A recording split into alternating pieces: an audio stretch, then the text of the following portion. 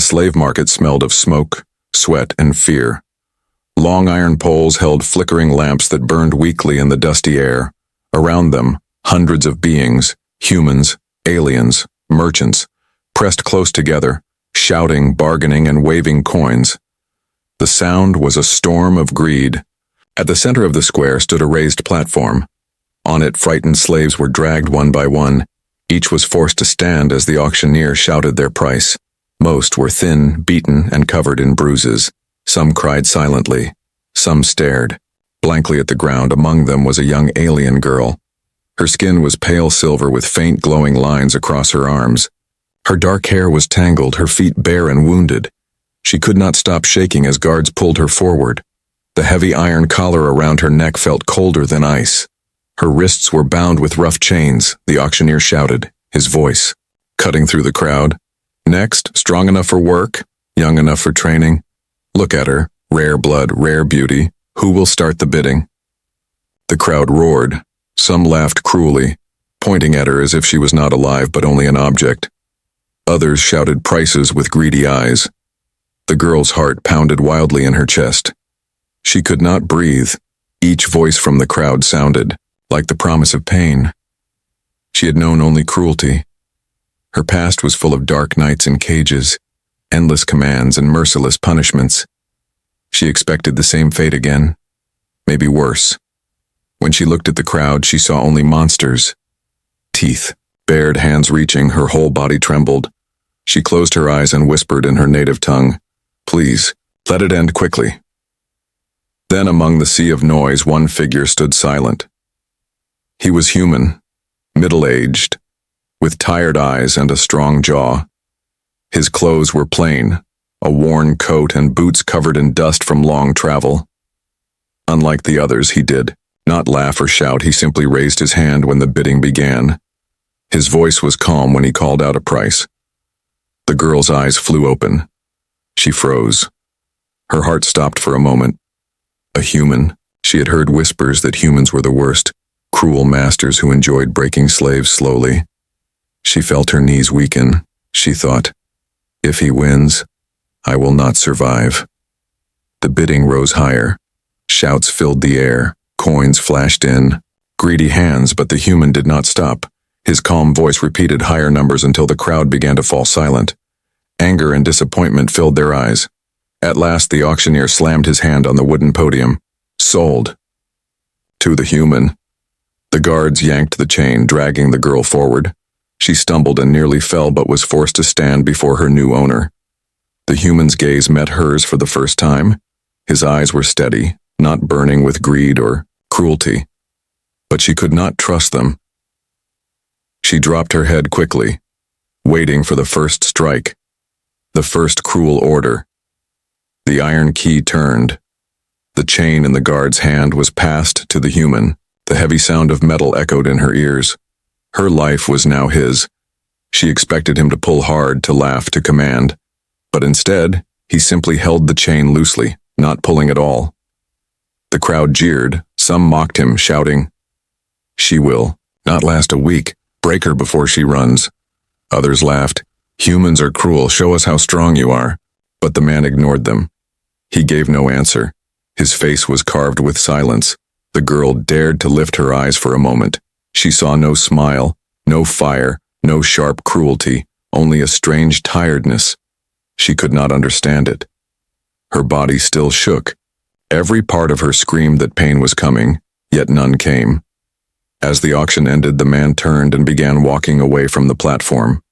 The chain in his hand was still loose, almost gentle. The girl stumbled behind him, too afraid to speak. Her throat was dry, her heart beat like thunder. She whispered softly, barely a sound, "Please, don't hurt me." He did not answer. He only kept walking. His silence was not cruel, but it was heavy. And in that silence, the girl's fear grew even more. She thought, what is he planning? Why is he different? Why does he not act like the others? The crowd's noise faded behind them. The lamps of the market grew smaller. The girl looked back once at the platform where she had stood. She thought she would never see it again, but she could not yet believe her fate was any better. Chains still clung to her wrists. Fear still ruled her heart. To her, this man was still a master, still a human, and humans, she believed, were born only to destroy. What she did not know, what she could not imagine, was that her life was about to change forever, that the cruelty she expected would never come, that kindness, a word she had almost forgotten, was waiting for her in the days ahead. The girl's legs were weak as she followed behind the human, her chains dragged against the ground, each clink echoing in her ears. The slave market slowly disappeared behind them, yet the fear inside her chest grew heavier. She could not believe she was still breathing, not beaten, not dragged like before. Still, her body shook, waiting for pain. The human led her to a transport vehicle parked outside the market gates. It was old but strong, metal sides scratched. From years of travel, the doors opened with a hiss. He stepped aside, not forcing her, not shouting, only waiting. She stared at him, confused. She expected him to push her inside roughly. Instead, he only nodded, as if telling her silently to step in. Her bare feet touched the cold floor of the vehicle. She sat down slowly in a corner, hugging her knees. Her collar felt heavier than ever. She kept her head down, afraid to meet his eyes. The human entered and sat across from her. His coat brushed against the seat. His hands rested calmly on his knees. He did not pull her chain, he did not strike, he only looked tired. The engine roared to life. The vehicle shook and rolled forward. Through the small window, the girl watched the alien market fade into shadows. She felt no relief, only emptiness. She whispered to herself, "Now he will show his cruelty." The journey was long and silent. Only the hum of the engine filled the air. The human reached into a small pack and pulled out a flask. He drank, then paused. His eyes moved toward her. Slowly, he extended the flask. She froze, her heart raced. Was it a trick? Was it poisoned? Her dry lips burned with thirst, but fear chained her more tightly than iron. "Drink," he said softly. His voice was calm, not sharp, not cruel. She blinked, staring at him in shock. The words sounded strange, gentle, almost human. For a long moment she did not move. Finally, trembling, she reached out with bound hands. The flask touched her lips. Cold water slid down her throat. She coughed, spilling some. Her eyes watered. She had not tasted clean water in weeks. The human did not scold her. He only said, slowly. His eyes turned away as if to give her privacy. She clutched the flask, tears slipping down her cheeks. She could not understand. Her mind screamed, "This is a trap. He is preparing me for worse punishment." Yet her body trembled with gratitude as the transport rattled on. Night fell outside. Stars appeared in the window like cold silver eyes. The girl kept glancing at him secretly, expecting him to finally reveal his cruelty. But he only sat quietly, sometimes checking a small device in his hand, sometimes closing his eyes as if resting. His silence was heavy, but not violent. It confused her. Memories of the past rose in her mind. Old masters who shouted, who beat, who laughed at her tears. One had forced her to beg for water, only to throw it on the ground. Another made her sleep outside in chains during storms. Every breath of her life had been suffering. So why was this human different? Why did his eyes look more tired than cruel? The silence pressed on until she could no longer hold her fear. Her lips parted and she whispered, "What will you do with me?" Her voice cracked like broken glass. The words hung in the air. The human opened his eyes slowly. His gaze met hers. For a moment she felt as if he could see her whole soul. "You will see," he answered quietly. His voice carried no threat, no anger, only mystery. She lowered her head quickly, ashamed of her own fear. But his answer stayed in her mind. It was not the voice of a master. It was something else. Hours passed. The engine hummed. The stars moved across the dark sky. The girl's eyelids grew heavy. Her body was weak. She tried to stay awake, afraid that if she closed her eyes he would hurt her, but exhaustion wrapped around her like a heavy blanket. Slowly, she drifted into sleep in her dreams. The voices of the market returned, cruel laughter, Chains rattling, hands grabbing, she cried out in her sleep. Her body shook with terror. Suddenly, a firm hand touched her shoulder. She woke with a gasp, her eyes wide. She expected a strike. Instead, she saw the human leaning forward, his eyes calm. "You are safe," he said simply. Then he leaned back and gave her space. Her heart pounded. Her breath came fast. Safe? No slave was ever safe. Yet the way he said it was steady, unshakable. The rest of the journey passed in silence, but something inside her had shifted. Fear was still there, sharp and heavy. Yet a tiny seed of doubt had been planted. Doubt that maybe, just maybe, this human was not like the others. When dawn began to break, the transport slowed. The girl rubbed her tired eyes and saw green fields outside the window, wide land stretching under the rising suns. Her chest tightened. She had never seen such freedom, such open space. No cages, no markets, only earth and sky. The human stood. His coat brushed against his boots as he stepped down. He turned back and looked at her for the first time. His voice carried a command, but it was soft. "Come." Her legs trembled as she followed him out of the transport. The morning air was fresh, filled with the smell of soil and grass. Her chains rattled, but the world felt larger, brighter. She did not know what waited for her, pain or mercy, cruelty or kindness, but deep inside the smallest spark of hope flickered. Fragile but alive. The girl stepped out of the transport. The morning light was gentle on her skin, and the air smelled of grass and warm soil. Her bare feet pressed against the soft ground. It felt strange, too free, too open. She almost expected a whip to crack. Behind her, reminding her she was still chained, the human walked ahead, steady and silent. His coat brushed against the tall grass as he moved.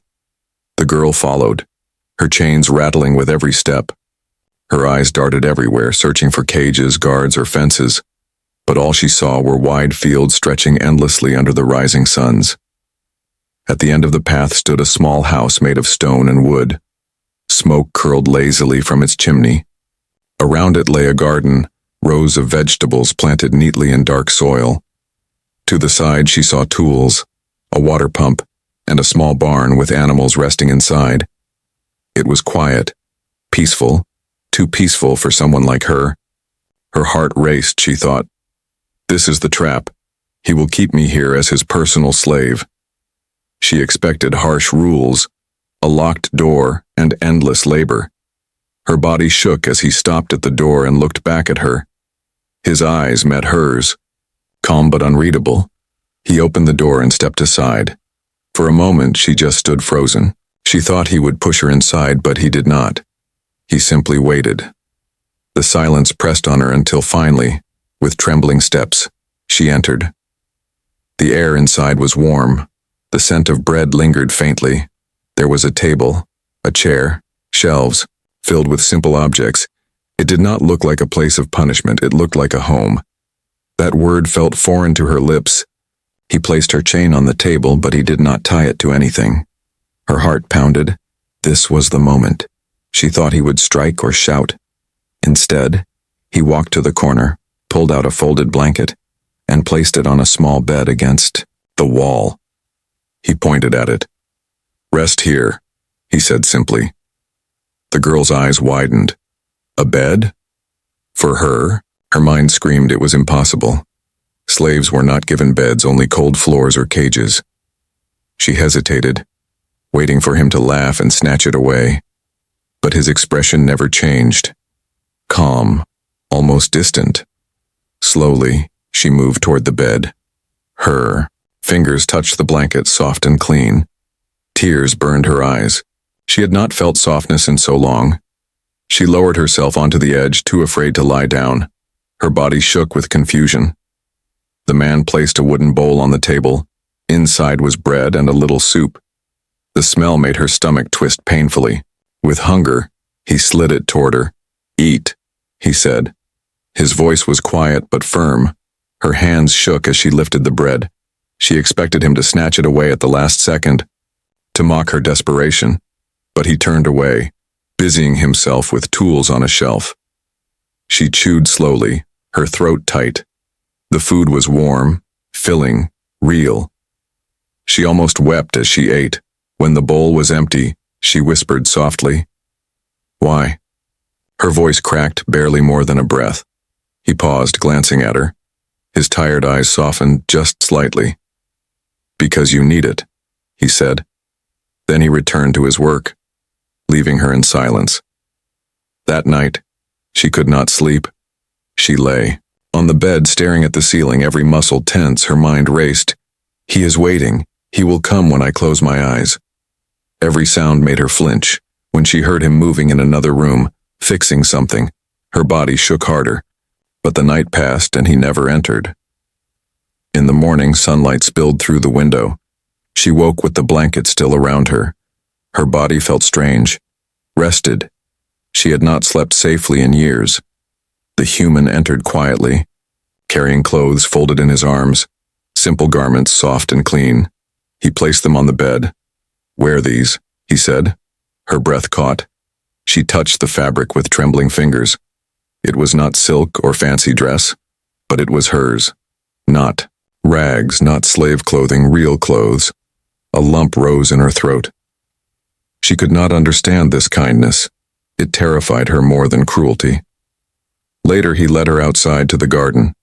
He handed her small tools and pointed at the soil. "Here," he instructed. She knelt, pressing her hands into the dirt. He showed her how to plant seeds, how to cover them gently. His voice was calm, patient, never sharp. When she made mistakes, she flinched, waiting for anger.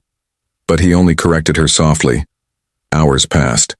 The suns moved across the sky. Sweat dripped down her face. Her muscles ached. But instead of punishment, she felt usefulness. For the first time in her life, her work did not feel like chains, it felt like living. That evening, as the sky turned orange, she carried a bucket of water back to the house. Her foot slipped, and the bucket spilled across the ground. Her heart stopped. She dropped to her knees, whispering, "Please don't hurt me, I'll fix it." Tears blurred her vision. The man walked over, his boots splashed in the spilled water. She braced for the strike, but instead he crouched down, lifted the bucket, and said quietly, "It happens, no harm done." His voice was steady. His eyes met hers. There was no cruelty, only patience. Her breath caught in her chest. Her heart pounded. For a moment she forgot the chains, forgot the scars. She stared at him in disbelief, her lips trembled. "Why?" she whispered again. He did not answer. He only walked back toward the house, leaving her trembling in the yard. That night she sat on the bed, hugging her knees. Her mind was a storm. Nothing made sense. Humans were cruel. All her life had taught her that. But this man was breaking every rule of her world. He gave her food, a bed, clothes, patience, kindness. And in the silence of that small house, the girl felt something dangerous, something new, a tiny spark of hope, fragile and trembling inside her chest. She was afraid to believe in it, afraid it would vanish. But still, it burned. The girl woke to the sound of birds outside the window. The suns were rising, painting the fields in soft gold. For a moment she forgot the chains around her wrists. She forgot the weight of fear that lived in her chest. But then memory returned like a shadow, reminding her she was still bound, still owned. The human entered the room quietly. His boots made no harsh sound against the wooden floor. He carried a small basket in his hands. Inside were folded clothes, simple and plain. He placed them at the end of her bed and said softly, "For you." Her heart skipped. She stared at the basket, then at him. Her lips trembled. She had never been given clothes before, not ones meant for her alone. Slaves were dressed in rags, torn and dirty, but these garments were clean. She touched the fabric carefully, almost afraid it would vanish. The man stepped back, giving her space. He did not order her to change. He only turned and left the room. She sat frozen, confused. "Why?" she whispered to herself. The word had become her only question, yet no answer came. Later, he led her to the garden. The morning air was fresh, filled with the smell of wet soil. He handed her a tool and pointed to a row of young plants. "Dig. Here," he said. His voice was firm but never cruel. She obeyed quickly, afraid of mistakes. Her hands dug into the earth, dirt clinging to her pale skin. At first, she expected him to strike when she faltered. Once her hand slipped and broke a stem. She gasped, her heart racing, waiting for anger. But instead he knelt beside her, lifted the broken plant gently and said, "It happens. Be careful next time." His tone carried no hatred, no mockery, only patience. It confused her more than punishment would have. She kept her head low, but her mind repeated the words again and again. It happens. As days passed, small moments of kindness began to shape her world. When she carried heavy buckets, he took one without asking. When her fingers bled from rough work, he brought a cloth and wrapped them. His hands were steady, never cruel, his eyes always calm. One evening, after hours in the field, she helped prepare food. Her clumsy hands dropped a plate. The crash echoed. Through the small house her breath caught. Terror froze her body. She dropped to her knees, whispering, "I'm sorry. I'll fix it. Please don't hurt me." Tears filled her eyes. The man came from the other room. His boots stepped across the floor. She braced for the strike, but instead, he crouched down beside her, picked up the broken pieces, and said softly, "No harm done." Then he threw the shards away and handed her another plate. Her hands shook as she took it. Her mind could not understand. Why? Why does he not punish me? She thought. That night, lying in the small bed, she stared at the ceiling. The words, "No harm done," whispered inside her mind like a strange, unfamiliar song. The next morning she woke to the smell of fresh bread. The man had already been working since dawn. He placed a piece of bread and fruit on the table. She hesitated, still expecting a trick. He noticed her fear and said quietly, "Eat." She obeyed, and the warmth of the bread filled her chest with both comfort and confusion. While she ate, she stole glances at him. He repaired a broken tool near the fireplace. His face was tired, lined with years of work. He was not young, not powerful, not cruel like the others she had known. He was ordinary. Yet in his silence there was strength. As the sun set that day, the girl stood in the doorway of the house. The field stretched wide, glowing orange and red. For the first time, she did not feel the market's chains pulling her backward. For the first time, she felt a small piece of peace. But peace was dangerous. She reminded herself that kindness could be a mask. She had seen masters who smiled before they hurt. She had heard promises that turned to whips. Her chest tightened. "This is not real," she whispered. "It cannot be real." That night she dreamed again of cages. Her body twisted in fear. She woke gasping, the blanket tangled around her legs. The man's voice reached her from the other room. "You are safe," he said. He did not come closer. He did not touch her. Only his words filled the darkness. Safe. The word struck her heart like lightning. She had never known it, never believed in it. Yet now it echoed in her chest. The days blended slowly. Each one brought small kindness. Each one planted something inside her she did not want to admit. Trust, fragile and dangerous, grew like a hidden seed. She tried to push it away, afraid of the pain it might bring. But the seed remained. One evening, as the stars covered the sky, she sat by the window watching the fields. Her chains still clung to her wrists, but her heart felt a little lighter. She whispered softly, "Why are you different?" Her voice trembled, but the night gave her courage. The man, sitting at the table, looked at her for a long moment. His eyes calm, his voice quiet. He answered, "Because cruelty destroys, I choose not to destroy." Then he returned to his work. Leaving her in silence, her breath caught. Her chest tightened, she pressed her hands to her face, tears spilling down her cheeks. She did not understand. She could not believe it. But for the first time in her life, she wanted to. The girl sat. On the edge of her bed, the blanket was warm, the air inside the stone house calm. Yet her heart would not rest. No matter how many days passed, the shadows of her past still followed her. When she closed her eyes, she saw cages.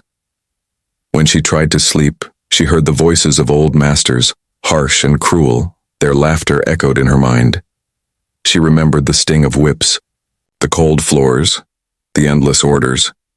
Even now, safe in this quiet house, her body trembled with memories she could not escape. The human noticed.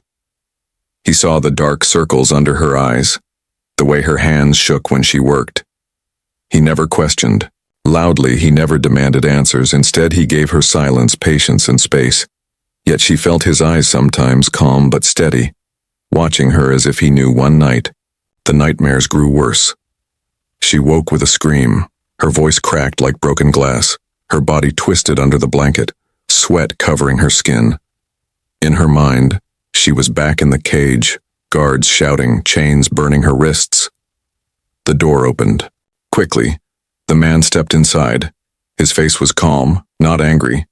He knelt by her bed and covered her with the blanket again. "It is only a dream," he said softly. His voice was deep, steady, like a stone in the river.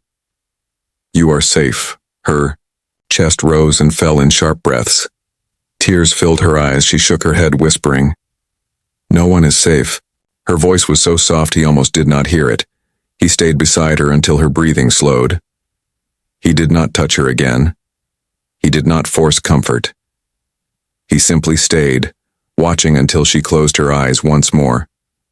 Then, without a word, he returned to his room. When dawn came, she remembered. She sat on the bed with her knees to her chest, her heart confused. Why did he not shout at me for waking him? She thought, why did he not strike me for weakness? That day in the garden, she worked quietly, her mind heavy with questions. He showed her how to pull weeds gently so the plants would not break. She obeyed, her fingers moving through the soil. She wanted to ask, but fear held her voice. At midday, when they sat at the table, she finally whispered, "Why do you not punish me?" Her eyes stared at the bread before her, too afraid to meet his. Silence filled the room. For a moment she thought he would laugh, or worse, grow angry. But instead, he said simply, "Because punishment does not heal." The words struck her heart. She looked up slowly. His face was tired but firm, his eyes steady. She saw no cruelty in them, only truth. She lowered her gaze again, but inside, the small seed of hope grew stronger. That night, when she lay awake, she thought about his words. She remembered all the punishments she had received in her past. None had healed her. None had made her stronger. They had only broken her again and again, but this man, this human, had chosen something else. Days turned to weeks. Each night her nightmares returned. Some nights she cried out. Some nights she shook silently.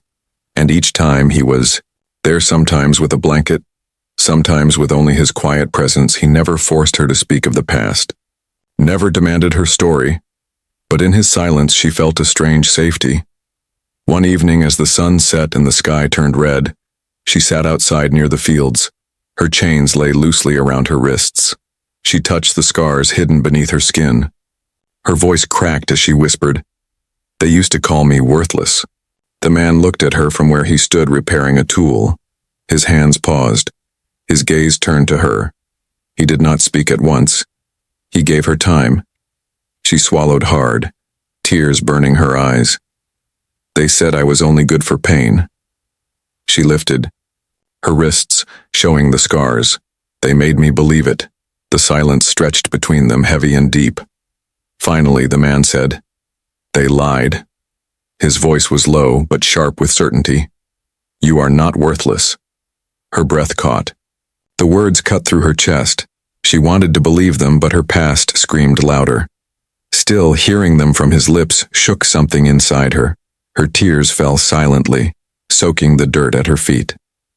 That night she dreamed again, but when she woke trembling and afraid, she remembered his words. They lied. She held on to them, clutching them like a fragile shield. For the first time in her life, she felt a question rising from deep inside, a question she had never dared to ask. If I am not worthless, then what am I? The answer had not come yet, but in the quiet house, in the patient presence of the man who chose not to destroy, she began to believe that maybe, just maybe, she would one day find it. The days in the quiet house had given the girl something she had never known. Rest, the food was warm, the bed was soft, and the man's patience was steady. Yet in her heart, fear still lived. Fear does not vanish easily. It hides, waiting for the right moment to return. And that moment came suddenly. Like a storm, it was late afternoon when she first heard the voices. They came from the road beyond the fields, harsh and sharp. The girl froze where she stood, carrying a bucket of water. Her hands trembled. The voices grew louder, men shouting, boots striking the earth. Her eyes widened in horror. Slave hunters. She dropped the bucket, the water spilling into the dirt. Her breath caught, her body shook, her mind screamed, "They've come for me." Memories of cages rushed back, chains tightening around her wrists, cruel whips striking her back. Her knees weakened. She turned to the man, eyes full of terror. "Please," she whispered, her voice cracking. "Please don't send me back. Don't give me to them." Her words tumbled out like broken glass, sharp and desperate. She fell to her knees before him, clutching her chains. "I'll do anything, I'll work, I'll obey. Just don't let them take me." The man's jaw tightened. His eyes burned with something she had never seen before. Not cruelty, but anger. His fists clenched. He looked toward the road where the hunters approached. "You are not going back," he said firmly. His voice was like iron, steady and unbreakable. Before she could speak, the hunters appeared at the edge of the field. Their clothes were rough. Their weapons gleamed in the fading light. They carried nets and whips, cruel smiles on their faces. One shouted, "We've come for the runaway. Hand her over, human, and we'll pay you well." The girl gasped. Her heart twisted. Her worst fear had arrived. She crawled backward, trying to hide behind the man, whispering, "Please, no." Her tears blurred. Her vision. The man stepped forward. His figure stood tall against the field. He raised his voice, calm but hard. "She is not yours." The hunters laughed, cruel and mocking. "She's property, all of them are. Don't play hero, human. You'll regret it." They stepped closer, spreading out like wolves. The man walked into the barn and returned with an old rifle. Its metal gleamed faintly, worn but strong. He stood in front of her, blocking their view of the girl completely. His voice was low, deadly calm. "Leave now," the hunters sneered. One cracked his whip against the ground. Another raised his net. "Or what?" they jeered. "You'll die for a slave? She's nothing." At those words, the girl felt her chest tighten. She lowered her head, shame and despair filling her. They were right, weren't they? She was nothing, worthless, just a burden. She whispered again, "Don't die for me." Her voice broke, but the man did not move. His rifle stayed steady. His eyes never wavered. He shouted back, his voice echoing across the fields. "She is not nothing, and no one will touch her while I breathe." The hunters paused, their laughter faltered. They saw the fire in his eyes. They saw the strength in his stance. For a long moment, silence hung heavy. Then one lunged forward, raising his weapon. The rifle roared. The sound echoed through the valley. The hunter stumbled back. His arm grazed. The others froze, fear flickering in their eyes. The girl covered her ears, her body shaking. She had never seen anyone fight for her, never heard words spoken in her defense. Tears streamed down her cheeks. She whispered through sobs, "Why? Why protect me?" The man stood firm, his rifle aimed steady. "Because no one should live in chains," he said.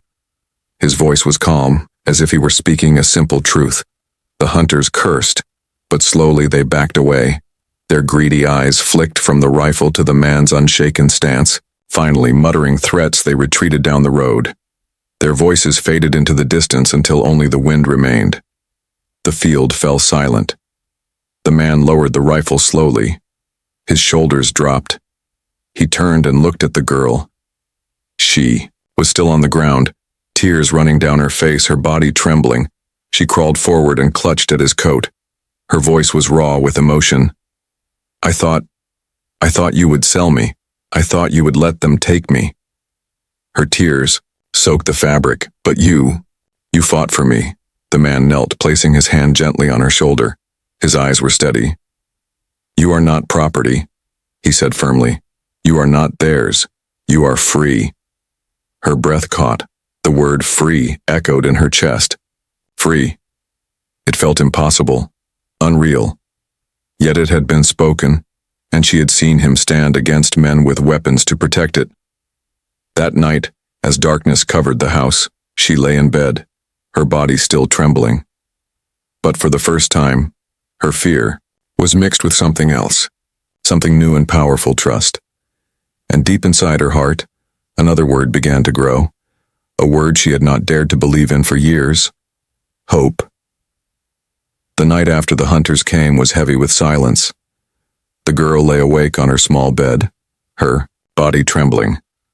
Her mind kept replaying the moment when the rifle roared.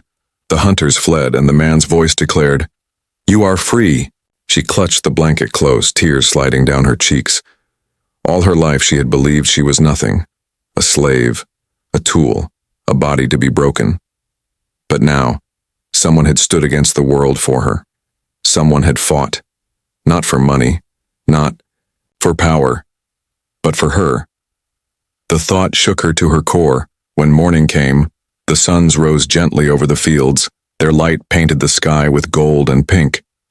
The girl sat by the window, her chains still resting on her wrists, but for the first time they felt different, not as heavy. She touched them and whispered, "Maybe these are not forever." The man entered the room. His coat smelled of smoke and earth. His eyes were tired, yet calm. He carried a small box. In his hands she looked at him, her heart pounding. "What is that?" she whispered. He placed the box on the table and opened it. Inside lay a small key, worn but shining in the sunlight. He picked it up slowly, then looked at her, his voice steady. "It is time." Her breath caught. Her whole body froze. "Time?" she whispered. Her eyes widened as the key moved toward her wrist. She wanted to pull away, fear screaming inside her. "No, it is a trick. He will lock me tighter." But she could not move. The key slid into the lock. A click echoed in the quiet room. The iron cuff fell from her wrist and landed on the floor. She gasped, staring at the open skin. For the first time in years, her wrist was free. The second cuff fell, then the collar. The weight that had chained her whole life dropped onto the wooden floor with a dull sound. She raised her hands slowly, staring at them as if they were not her own. Her chest heaved, her lips trembled, tears streamed down her cheeks. She whispered, "Why? Why would you do this?" The man placed the key back in the box. His eyes met hers, calm and steady. "Because no one should live as you did," he said. His words were simple, but they cut through her heart like light through darkness. She covered her face with her hands and sobbed. Her whole body shook with the force of it. Years of pain, fear, and shame poured out of her like a river. She cried not only for what had been done to her, but for what she had lost, for what she had almost become. The man did not touch her. He only stayed nearby, silent, letting her grief flow. When her sobs finally softened, he spoke gently. "You are not mine. You are your own." The girl lowered her hands, her eyes red and wet. "I don't know how to be my own," she whispered. Her voice was small, fragile. His expression softened. "Then learn," he said. "One day at a time. You do not have to be what they made you. You can choose who you are." The words sank deep into her heart. She looked down at her wrists, bare and free. The skin still carried scars, but the chains were gone. She felt the air touch her neck without the weight of iron. It was like breathing for the first time. Later that day, she followed him into the fields. The soil was warm, the plants green, and alive. For the first time, her steps were not forced by chains. She walked beside him, her head lifting to the sky. The suns glowed brightly, and she felt their warmth not as a prisoner, but as someone free. That evening, as the sky turned orange, she stood by the doorway of the small house. Her voice shook as she spoke. I thought humans were only monsters. I thought you would hurt me. I thought you would destroy me. She paused, tears filling her eyes again. But you gave me kindness. You gave me freedom. The man looked at her, his eyes steady. He said quietly, not all humans are cruel. Sometimes, kindness is the only weapon we have. Her heart ached at his words. She stepped closer, tears running freely. She whispered, I was nothing, but because of you, I feel like maybe I can be something. Her voice cracked. Thank you. He placed a hand gently on her shoulder. Not heavy, not commanding, just steady. You do not owe me thanks, he said. Live your life. That will be enough. As night fell, she sat outside looking up at the stars. For the first time, she did not feel like the universe hated her. For the first time, she felt it was wide and full of possibility. The scars would remain. The past would never fully vanish. But she was no longer a slave. She was free, and in that freedom, under the endless stars, a new dawn began inside her heart.